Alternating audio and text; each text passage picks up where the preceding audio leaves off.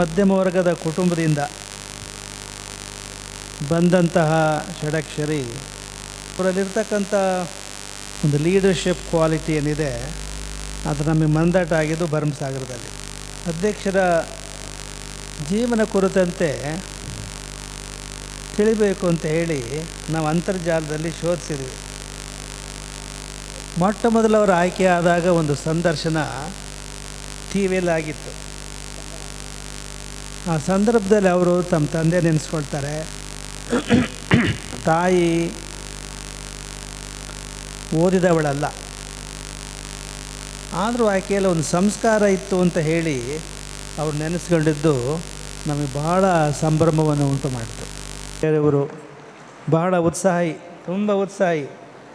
ಅವರು ಮಾತಾಡೋ ನೋಡಿದರೆ ಒಲಿಂಪಿಕ್ ಸ್ಟೇಡಿಯಂನಲ್ಲಿ ಓಡ್ತಾ ಇದ್ದಾರೆ ಅನ್ನೋ ಅನಿಸ್ತಿತ್ತು. ಅಷ್ಟು ಲವಲವಿಕೆಯಿಂದ ಇದ್ದಾರೆ. ಸ್ಪೋರ್ಟ್ಸ್ನಲ್ಲೂ ತುಂಬ ಆ್ಯಕ್ಟಿವ್ ಆಗಿದ್ರಿ ಅಂತ ಕಾಣುತ್ತಲ್ಲ. ಶಟಲ್ ಬ್ಯಾಡ್ಮಿಂಟನ್ ಭಾಳ ಸಂತೋಷ. ಇವರೆಲ್ಲ ನೌಕರರ ಕ್ಷೇಮಾಭಿವೃದ್ಧಿಯನ್ನು ನೀವು ಬಯಸಿ ಆಡ್ತಕ್ಕಂಥ ಮಾತುಗಳು ತುಂಬ ಮೆಚ್ಚಬೇಕಾದಂಥ ಮಾತುಗಳು. ನಿಮ್ಮ ಮುಂದಿನ ಕಾರ್ಯಕ್ರಮಗಳು ಯಶಸ್ವಿಯಾಗಿ ನಡೀಲಿ ಅಂತ ಹಾರೈಸ್ತಾ, ಇನ್ನೊಂದು ಸಲಹೆ, 1920ರಲ್ಲಿ ಸ್ಥಾಪನೆಯಾದಂಥ ಈ ಸಂಘ ನಾವು ಕುತೂಹಲದಿಂದ ಪ್ರಶ್ನೆ ಕೇಳಿದ್ವಿ ನಮ್ಮ ವೀರೇಶ್ ಅವ್ರನ್ನ, ಯಾವುದಾದ್ರು ಪುಸ್ತಕ ಇದೆಯಾ ಅಂತ ಕೇಳಿದ್ವಿ.